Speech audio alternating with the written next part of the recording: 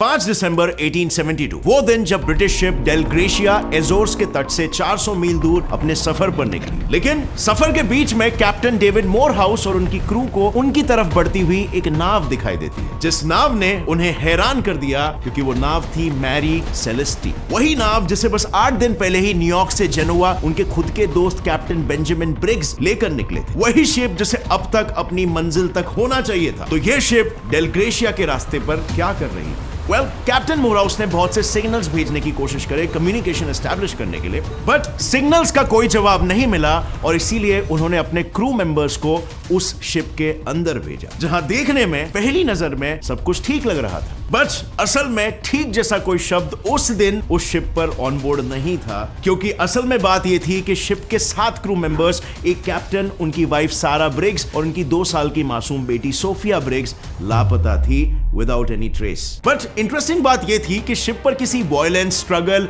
या फायर की निशानी नहीं थी, जिसने उस दिन बीच समुद्र में मैरी सेलेस्टी के इस खौफनाक राज को जन्म दिया कि आखिर वो 10 लोग हवा में कैसे गायब हो सकते हैं। वेल फ्रेंड्स, हेलो, मेरा नाम है गौरव और आज हम इसी राज का पर्दाफाश करने वाले हैं। So stay tuned till the end and we will find out why this huge ship was found with nobody on it. Well, I know आप लोग भी अभी इस वक्त यही सवाल का जवाब पूछ रहे होंगे, लेकिन बात तो यह है ना कि ये मैरी शिप ने इससे पहले भी बहुत सी मौत की कहानियां लिखी है। लेकिन इस पर्टिकुलर इवेंट की पूरी सच्चाई जानने के लिए हमें समय में थोड़ा सा और पीछे जाना पड़ेगा। उस समय में जब मैरी सेलेस्टी किसी और नाम से जानी जाती थी। मैं बात कर रहा हूं 1861 की, जिस साल स्पेंसर आइलैंड कनाडा में बनी ये 100 फीट लंबी और 25 फीट चौड़ी शिप अमेज़न के नाम से जानी जाती थी। और हालांकि ये बाकी शिप्स के कंपैरिजन में छोटी जरूर थी, लेकिन इसके ओनर ना मिलने के पीछे का कारण ये नहीं था कि ये छोटी है, बल्कि ये कि ये श्रापित है। ऐसी कहानियां बहुत चर्चे में आ रही थी। जैसे सफर में फिशिंग डैम से डैमेज होकर रिपेयर के लिए ये जिस शिपयार्ड में गई थी, वो पूरा शिपयार्ड अपने आप ही आग में राख हो गया। लेकिन अमेज़न पर आज तक नहीं आई। इसे जिसने खरीदा था वो भी कंगाल हो गया। अटलांटिक ओशन में इसने एक शिप को ठोकर मारकर उसे समुद्र की गहराइयों में डुबा दिया और फिर इसने अपने ही कैप्टन के खून से अपने हाथों को रंग लिया। इस घटना में नोवा स्कॉशिया से लंदन वाले सफर से पहले कैप्टन मैकलेलन अचानक से बीमार हो गए और बेमौत मारे गए। सो क्या ये सब कोइंसिडेंस था? हो सकता है, बट लोगों को ऐसा नहीं लग रहा था और इसीलिए इसके लास्ट ओनर ने अमेज़न को कनाडा के पोर्ट पर लाकर टूटी फूटी हालत में वहीं पर अबैंडन कर दिया। Let's move on to 1868 now, जब एक अमेरिकन मरीनर ने इसे खरीदा और रिपेयर करके इसे एक नया नाम मैरी सेलेस्टी दे दिया। पर क्या सिर्फ नाम बदलने से इसका बैड लक हटने वाला था?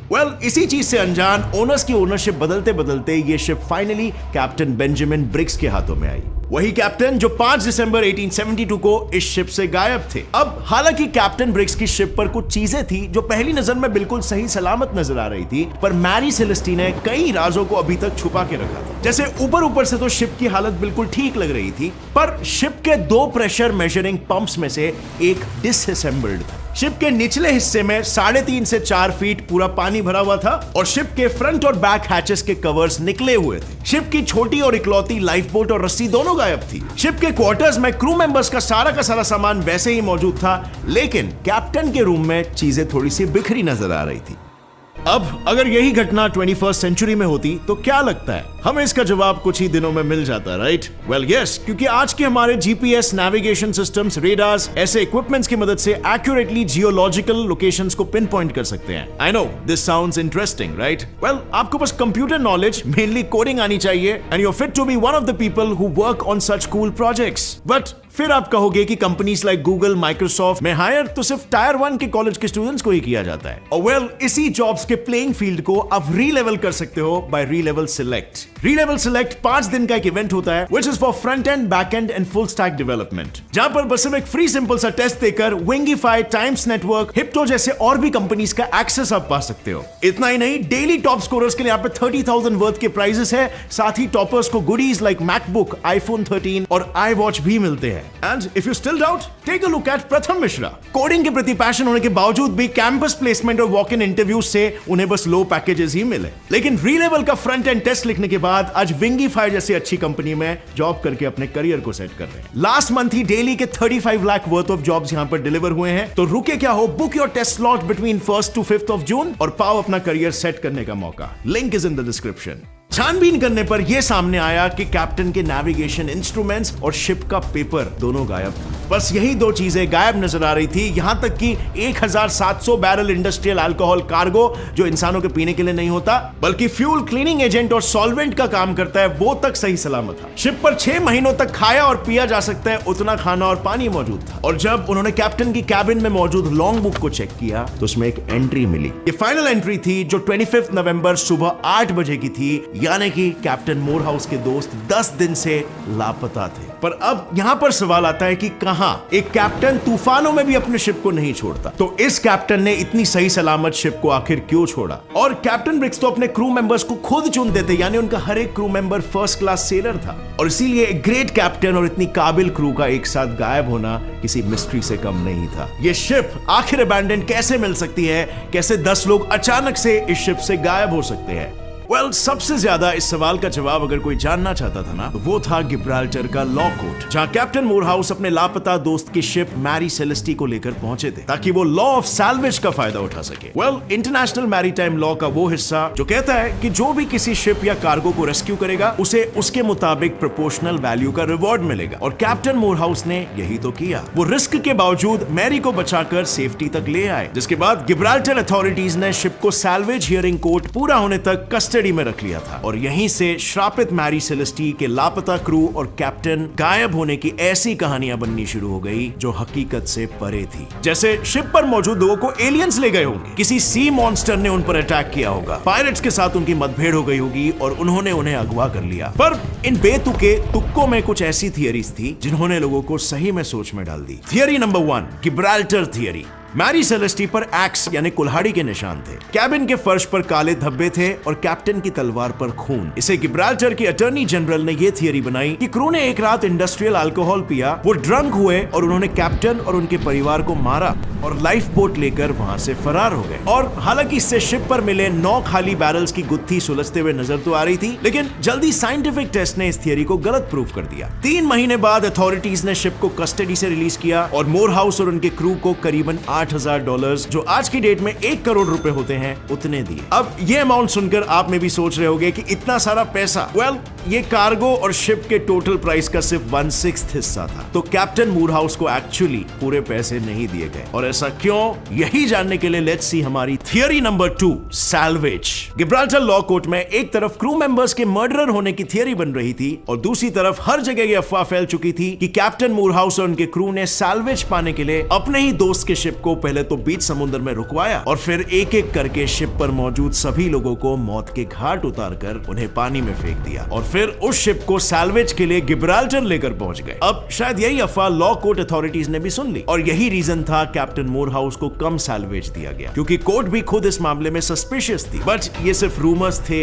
या असलियत, ये मामला तो कभी सच साबित नहीं हो पाया। कुछ वैसे ही जैसे theory number 3, insurance money and Christianity. इसके मुताबिक कैप्टन मोरहाउस ने शिप से गायब लोगों का सारा खेल अपने दोस्त कैप्टन ब्रिक्स के साथ मिलकर रचा था, ताकि वो शिप के इंश्योरेंस मनी को हड़प सके। लेकिन पहली 2 थियरीज की तरह ही इस थियरी को भी सच कोई साबित नहीं कर पाया, और साथ ही कैप्टन ब्रिक्स के कुछ ज्यादा ही रिलीजियस होने की वजह से कुछ लोगों की ये थियरीज भी थी कि शिप पर उनके परिवार और पूरे क्रू को खत्म करने वाला कोई दूसरा नहीं बल्कि खुद कैप्टन ब्रिक्स थे, जिन्होंने अपने धार्मिक बिलीफ्स में बहकर अपने क्रू मेंबर्स के साथ अपनी बीवी और 2 साल की मासूम सी बच्ची को हमेशा हमेशा के लिए खत्म करके खुद भी अपनी जान ले ली।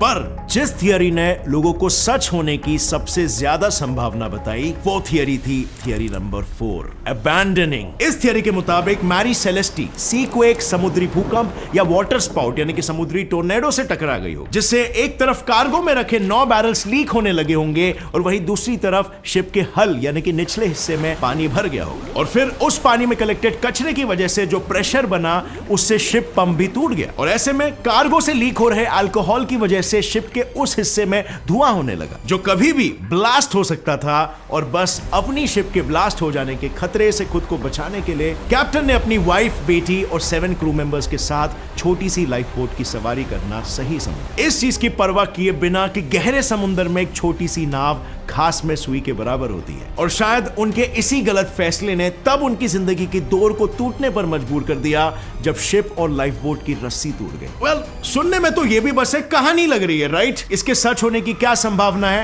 As compared to other theories? Well, forensic researcher Ann McGregor का कहना भी कुछ इसी प्रकार का था, लेकिन उनकी थियरी थोड़ी सी डिफरेंट थी। उनके cross referencing notes, ship logs और ओशियन डेटा के अकॉर्डिंग कैप्टन ब्रिग्स की शिप पर मौजूद नेविगेशन और दूसरे इंस्ट्रूमेंट्स बिगड़े हुए थे और इसी के चलते कैप्टन अपने रास्ते से 120 माइल्स वेस्ट में भटक चुके थे और उन्हें रास्ते में रफ सी और बैड वेदर का सामना करना पड़ा, जिसकी वजह से शिप में पानी भरा, पंप फूटा और शिप के हल में भरते पानी के डूबने के खतरे के चलते कैप्टन ने शिप को अबैंडन कर दिया। वेल, यही दो थियरी सबको सबसे ज्यादा लॉजिकल लगी, बट अन्य किस्म की थियरीज बनी और कई लोगों ने तो मैरी सेलेस्टी के एक्सीडेंट का जिम्मेदार मैरी सेलेस्टी को खुद ही माना और तभी तो इस शिप के न्यूयॉर्क पहुंचते ही लोग इस शिप से दूर भागने लगे और जिसने हिम्मत करके इसे खरीदा भी उसे फिर बाद में इसे लॉस में बेचना पड़ा। और फाइनली जब मैरी सेलेस्टी 1879 में सेंट हेलिना बे पर पहुंची, एक बार फिर से शिप की कैप्टन की बेमौत मौत हो गई। बट अब इसके 6 साल बाद वो हुआ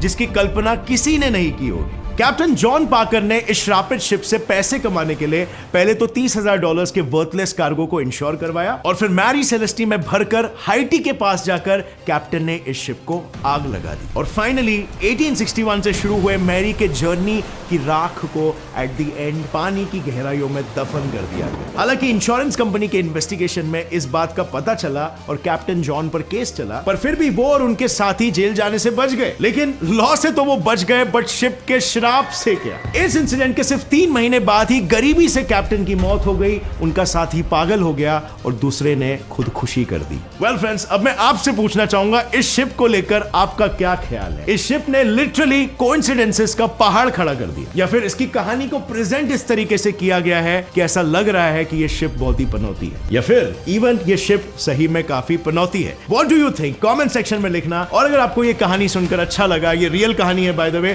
तो एक लाइक जरूर ठोकना। Get set fly fact channel को भी सब्सक्राइब करो और बेल नोटिफिकेशन दबाओ ताकि आगे आने वाली वीडियो की अपडेट आप ना मिस कर सको।